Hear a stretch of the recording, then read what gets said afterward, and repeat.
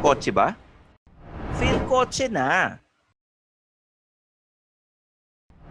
Medyo weird ang pag-usapan ang tungkol sa kotse at katatakutan. Kung isipin nyo kasi, papaano ka naman matatakot sa isang bagay na napakalaki ng pakinabang sa'yo at sa pamilya mo, di ba? Pero ang realidad kasi, a car is still a piece of machinery with moving parts that can damage, hurt, or kill kung hindi maingat sa paggamit. At mas matindi pa dyan, kung yung makinarya na yan ay magkaroon ng sapi o ma-associate sa paranormal at supernatural occurrences. Spooky talaga dahil tatayo ang inyong balahibo. I'm Stanley Chi and this is Phil Coche's Top 10 Scariest Cars based on horror movie appearances. Base ito sa ginawang listahan ng Bristol Street na based naman sa 50 best horror films ng Empire Online. Oh, bago tayo magpagalingan ng spooky dito, like nyo muna itong video namin and subscribe to our YouTube channel and click the bell icon. Walang nakakatakot dun, no? At para lagi kayong updated sa full specs, latest pricing at news tungkol sa pinakabagong releases, puntahan nyo lang ang aming Phil Coche Car Guide. Just click the link in the description below.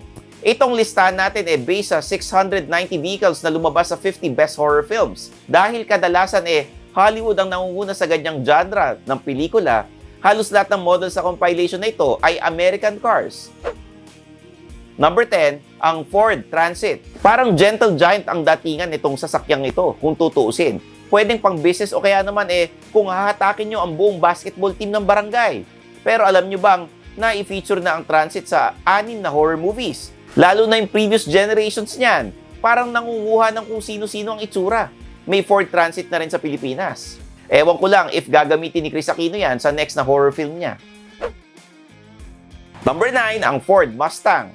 Iconic na syempre ang pony car na ito at marami ang gustong magkaroon niyan sa mga garahe nila. Marami na rin nilabasan na pelikula yan, kasama na ang The Fast and the Furious, Tokyo Drift at John Wick. Pero may 6 movie appearances yan na mapapapikit ka sa nerbiyos. Malamang kasama dyan ang Death Proof ni Quentin Tarantino at ang I Am Legend starring Will Smith.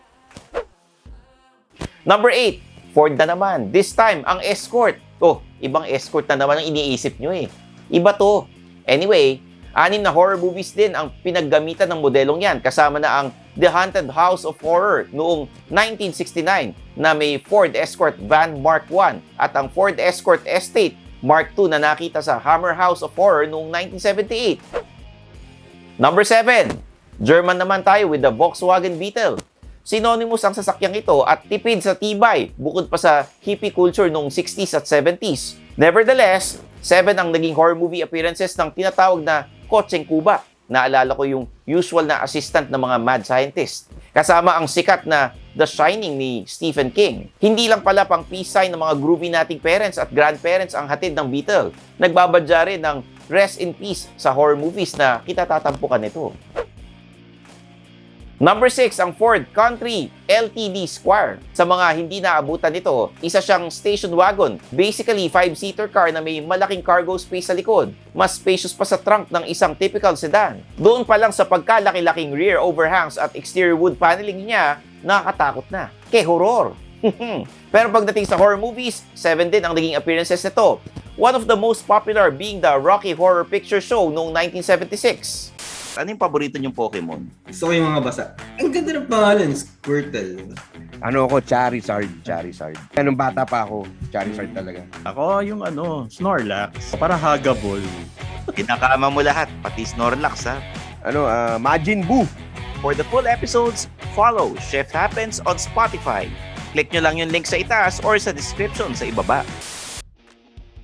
Number 5, ang Ford Custom. Isa rin ito sa discontinued models ng Blue Oval brand na mamayagpag from 1949 to 1981. 7 horror movies din ang kasama sa filmography ng sasakyang ito. Kung makakita kayo ngayon ng isang running example sa kalsada, malamang bumilib kayo kasi gumagana pa. Pero baka matakot din kayo kasi sa konsumo ng gasolina.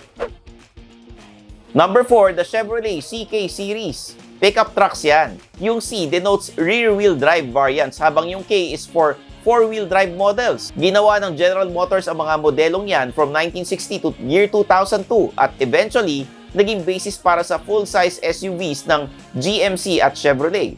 8 horror movies ang pinaggamitan ng series na ito kasama na ang Texas Chainsaw Massacre, Number 3, ang Cadillac Fleetwood. 1930s pa ginamit ng Cadillac ang pangalan na yan. Yayamanin pakinggan, di ba? Minarket ang Fleetwood full-size luxury car hanggang 1996. A total of 8 horror movies na nasa credits nito. Kasama na dyan ang remake ng It at Ghostbuster film franchise bilang sasakyan ng mga bida, ang Ecto-1.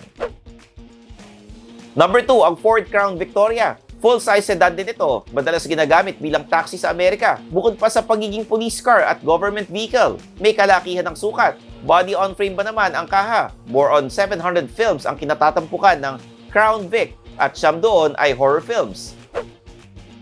Ang nangunguna sa listahan at number 1, the Ford F-Series trucks. Hindi bababa sa 13 ang horror film appearances nito, lalong-lalo na sa B-movies, yung mga tipong low-budget films na may raw feeling.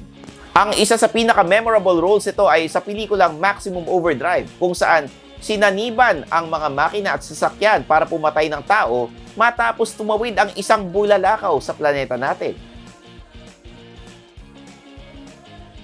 So that concludes Phil Coche's 10 Scariest Cars based on horror movie appearances. I'm your host, Stanley Chi, ang inyong senpai ng turbuhan na nagpapaalala sa lahat. Huwag mo kong landiin. Baka ma-inlove kayo sa akin. Kita-kits ulit tayo sa next video dito lang sa Phil Coche. Bye-bye! Thanks for watching. For the latest news, reviews, and anything you want to know about cars and car ownership, visit philcoche.com. Follow us on YouTube, Facebook, Instagram, and Spotify para hindi ka huli sa usapan. Tandaan, kotse ba? Phil Coche na!